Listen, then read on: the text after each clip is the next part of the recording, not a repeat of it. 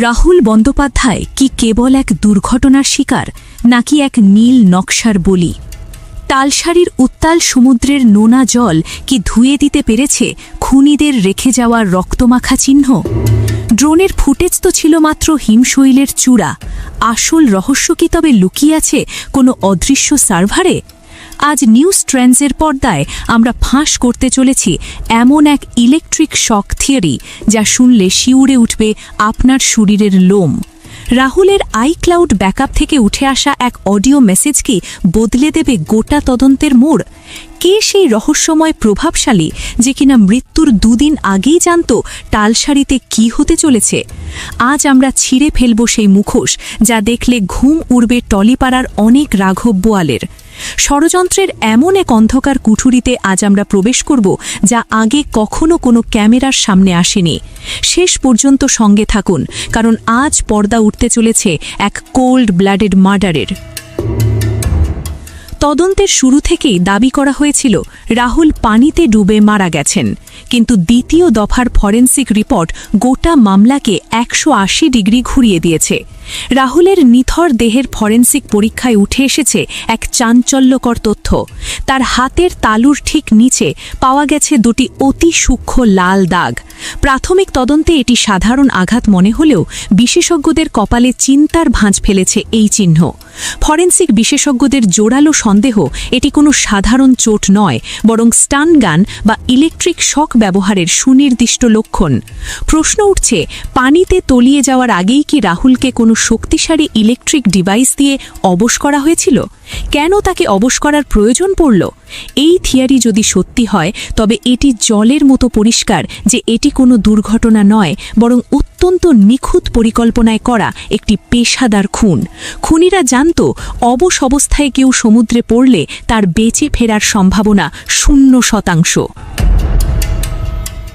পেশাদার খুনিরা রাহুলের ফোন থেকে সব চ্যাট এবং কল রেকর্ড ডিলিট করে দিয়েছিল ঠিকই, কিন্তু তারা এক জায়গায় মারাত্মক ভুল করে ফেলেছে। তারা হয়তো ভুলে গিয়েছিল ডিজিটাল ফুটপ্রিন্ট মোছা অত সহজ নয়। তদন্তকারী দল রাহুলের আইক্লাউড ব্যাকআপ থেকে এমন কিছু ডেটা উদ্ধার করেছে যা এই মামলার কফিনে শেষ পেরেক হতে পারে। মৃত্যুর ঠিক 48 ঘণ্টা আগে রাহুলের ফোনে এসেছিল একটি গোপন অডিও মেসেজ। জনৈক এক প্রভাবশালী ব্যক্তির সেই গম্ভীর কণ্ঠস্বরে সরাসরি হুমকি দিয়ে বলা হয়েছিল, টালসারিতে যা ঘটবে তার জন্য কেউ প্রস্তুত নয়। কে সেই অদৃশ্য ব্যক্তি? কেন তিনি দুদিন আগেই রাহুলের মৃত্যু নিশ্চিত বলে জানতেন? এই অডিও ফাইলটি কি তবে সেই স্মোকিং গান যা খুনিদের ফাঁসির দড়ি পর্যন্ত টেনে নিয়ে যাবে? রাহুল যখন উত্তাল সমুদ্রে বাঁচার শেষ লড়াই লড়ছিলেন তখন এক রহস্যময় স্পিডবোটকে সেখান থেকে ঝড়ের গতিতে পালিয়ে যেতে দেখেন স্থানীয়রা। সেই বোটটি কার? তদন্তে উঠে এসেছে এক বিস্ফোরক তথ্য। সেই স্পিডবোটটি কোনো স্থানীয় জেলের নয়, বরং উড়িষ্যার এক লাক্সারি রিসর্টের মালিকানাধীন। কিন্তু চমকপ্রদ তথ্য হল সেই বোট ভাড়ার রসিদে স্বাক্ষর রয়েছে একজন কলকাতার নামী ফাইন্যান্সিয়াল ডিরেক্টরের। উড়ে আসছে অনেক প্রশ্ন। সেই স্পিডবোটটি কি আগে থেকেই সেখানে ওত পেতে বসেছিল রাহুলের নিথর দেহটি দেখার জন্য? কেন একজন ফাইন্যান্সিয়াল ডিরেক্টর উড়িষ্যার নির্জন সৈকতে গোপনে বোট ভাড়া করতে গেলেন? এই বিশাল আর্থিক লেনদেনের পেছনে কার কালো হাত কাজ করছে? টলিপাড়ার সেই রাঘব বোয়ালের সাথে কি তবে সরাসরি যোগ রয়েছে এই হত্যাকাণ্ডের? তদন্ত যত গভীরে যাচ্ছে সে তার নীরবতা ততই রহস্যের ঘনঘটা তৈরি করছে। নির্ভরযোগ্য সূত্রের দাবি, শ্বেতা বর্তমানে যে স্থানে আছেন সেটি কোনো নিরাপদ আশ্রয় বা সেফ হাউস নয়, বরং তাকে আক্ষরিক অর্থেই এক প্রকার বন্দী করে রাখা হচ্ছে। শ্বেতা কি তবে সেই মুহূর্তে সেখানে উপস্থিত ছিলেন যখন রাহুলকে ইলেকট্রিক শক দেওয়া হচ্ছিল? তিনি কি নিজের চোখে দেখেছেন সেই নৃশংস দৃশ্য, নাকি সেই অডিও মেসেজের রহস্য তিনি জানতেন বলেই তাকে মুখ বন্ধ রাখতে বাধ্য করা হচ্ছে? মাস্টার মাইন্ডরা কি এখন শ্বেতাকেও খুনের ভয় দেখিয়ে আড়াল করতে চাইছে কোনো বড় প্রভাবশালীকে? শ্বেতা যদি মুখ খোলেন তবে কি কলকাতার সেই নামী ডিরেক্টরের মুখোশ আজই খুলে যাবে? রাহুল বন্দ্যোপাধ্যায়ের হত্যাকাণ্ডের প্রতিটি পরত এখন উন্মোচিত। ইলেকট্রিক শক থেকে শুরু করে আইক্লাউড ব্যাকআপের সেই অডিও ফাইল সবই চিৎকার করে বলছে এটি একটি প্রফেশনাল এক্সিকিউশন। কিন্তু বিচার কি হবে, নাকি প্রভাবশালীদের ক্ষমতার দাপটে হারিয়ে যাবে এক প্রতিভাদান প্রাণের রক্ত? ভিউয়ার্স, আপনাদের কি মনে হয় কলকাতার সেই নামী ফাইন্যান্সিয়াল ডিরেক্টরের সাথে বড় কোনো প্রযোজনা সংস্থার গোপন আঁতাত রয়েছে? কেন প্রশাসন এখনও সেই অডিও মেসেজ পাঠানো ব্যক্তিকে গ্রেপ্তার করতে ভয় পাচ্ছে? আপনার মতামত আমাদের কমেন্ট বক্সে অবশ্যই জানান। সত্য যতক্ষণ না সামনে আসছে, নিউজ ট্রেন্ডস এই লড়াই চালিয়ে যাবে।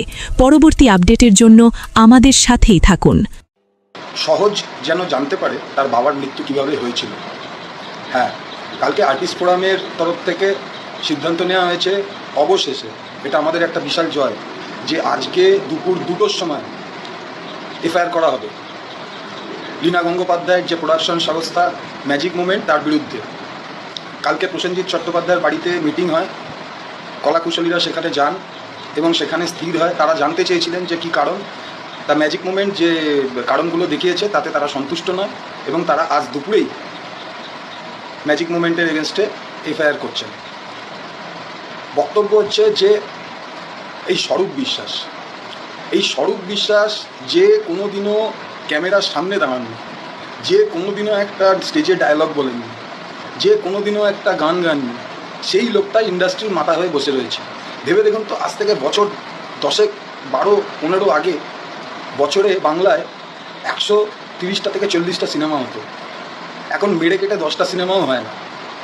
এই অবস্থার জন্য পুরো দায়ী হচ্ছে তৃণমূল এবং স্বরূপ বিশ্বাস। তারা ইন্ডাস্ট্রিটাকে কুড়ে করে খেয়েছে। আর এখন তারা আজকে আবার আর্টিস্ট ফোরামের মিছিলে হাঁটবেন। হাঁটুন, অসুবিধা নেই, হাঁটতে তো সবাই পারেন, কিন্তু ঘাপলাটা কোথায় হয়ে রয়েছে? লীনা গঙ্গোপাধ্যায়ের এত বাড়লো কেন? স্বরূপ বিশ্বাস আপনার জন্য বেড়েছে, মমতা ব্যানার্জি আপনার জন্য বেড়েছে। একটা ইন্ডাস্ট্রির একটা সিরিয়াল যখন একটা জায়গায় শুটিং হয়, সেই শুটিংয়ের সময় একটা ক্যালপল থাকে না, একটা ব্যান্ডেড থাকে না, একটা পায়ে লাগাবার কেটে গেলে ওষুধ থাকে না, এই রকম পরিকাঠামো নিয়ে একটা শুটিং হয়। তা এরকমভাবে শুটিং হলে তো মানুষের মৃত্যু ঘটবেই। আর জলে ডুবে মরেছে, কালকে অন্য কিছুভাবে মরবে, তার কারণ কোনো প্রিকশন নেই তো। অন্যান্য ইন্ডাস্ট্রি, বলিউড ইন্ডাস্ট্রি বলুন, তামিল ইন্ডাস্ট্রি বলুন, সেখানে যে প্রিকশন নেওয়া হয়, বাংলাতে তো নেই। বাংলাতে একটাই হচ্ছে মমতার প্রিকশন। মমতা হাত তুলে দিলেই সবটা ঠিক হয়ে যাবে। হ্যাঁ, আর কিছু ওই দালাল আছে আর কি, যারা ওই অভিনয় করে আর কি, তারা আবার রাহুলের মৃত্যু নিয়ে বিভিন্ন নোংরা কথা বলতে শুরু করেছে। সে মদ খেয়েছিল কিনা, এই ছিল কিনা, মানে এরা কিসের বাচ্চা আমার বলতে ভালো লাগছে না আর কি, মানুষের মনে হয় না। তার কারণ কেউ এই সময়তে এইসব কথা বলতে পারে, আমার তো চিন্তা ভাবনার বাইরে।